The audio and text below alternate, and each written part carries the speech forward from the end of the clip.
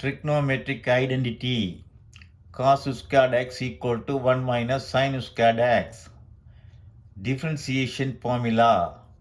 d over dx sin x equal to cos x. sin x இனுடைய differentiation cos x. இப்பொழுது இந்த ஃபார்முலாக்களை பாவித்து இன்டகிரேஷனை செய்ய போகின்றோம். Integration sin squared x cos cube x dx. அது equal to integration sin squared x க்கு sin squared x எழுதியிருக்கின்றோம். cos cube xக்கு cos squared x cos x என எழுதுகின்றோம். ஆகவே integration sin squared x cos squared x cos x dx என வரும்.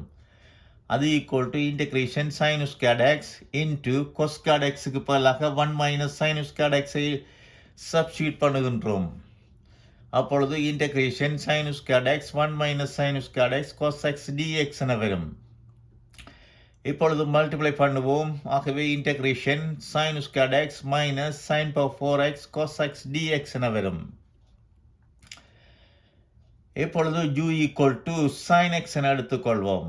அப்பொழுது du equal to cos x dx என வரும். sin x உடைய டிஃபரன்சியேஷன் cos x.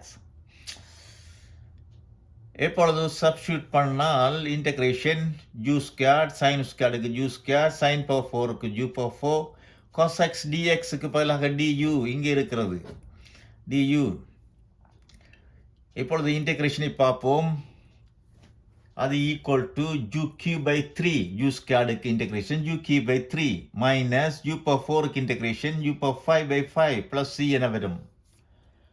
இப்பொழுது சப்ஸ்டிட்யூட் பண்ணால் 1 by 3 sin cube x u cubeக்கு sin cube x minus 1 by 5 u for 5க்கு sin 5x plus c என வரும்.